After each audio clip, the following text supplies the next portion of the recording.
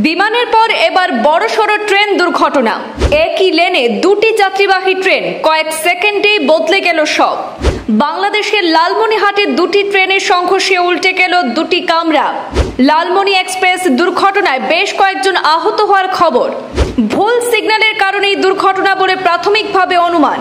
বাংলাদেশে ঘটে গেল ভয়াবহ ট্রেন দুর্ঘটনা। বাংলাদেশের লালমনিরহাট রেল স্টেশনের উত্তর পাশে বিডিআর গেট এলাকায় আজ সোমবার দুপুরে দুটি ট্রেনের মুখোমুখি সংঘর্ষ ঘটে।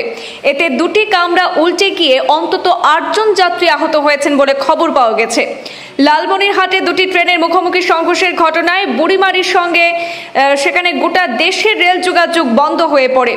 স্থানীয় এবং রেল বিভাগ সূত্রে জানা গেছে, রাজধানী ঢাকা থেকে আসা লালমনি এক্সপ্রেস ট্রেনটি লালমনিরহাট স্টেশনে পৌঁছে যাত্রীদের নামিয়ে দেয়।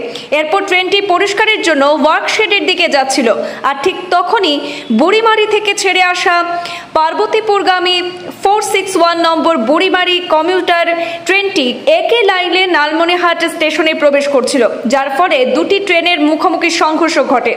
সংঘর্ষের তীব্রতায় যাত্রীবিহীন লালমনি এক্সপ্রেসের দুটি কামরা লাইনচ্যুত হয় এবং রেল লাইনও ক্ষতিগ্রস্ত হয়েছে। বুড়িমারি কমিউটার ট্রেনে যাত্রীদের মধ্যে ৮ জন আহত হয়েছেন বলে জানা যায়।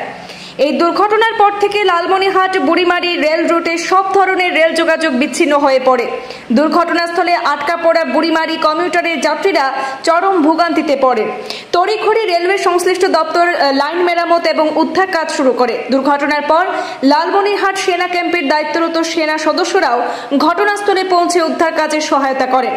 রেলওয়ে স্টেশনের সিগন্যালের জটিলতার কারণে এই দুর্ঘটনা ঘটেছে বলে স্থানীয়দের ধারণা। তবে কিভাবে এত বড় দুর্ঘটনা সংঘটিত হলো, এই বিষয়ে তদন্ত করে দায়ীদের বিরুদ্ধে ব্যবস্থা নেওয়া হবে বলে জানিয়েছেন বাংলাদেশের রেলের ঊর্ধ্বতন আধিকারিকরা।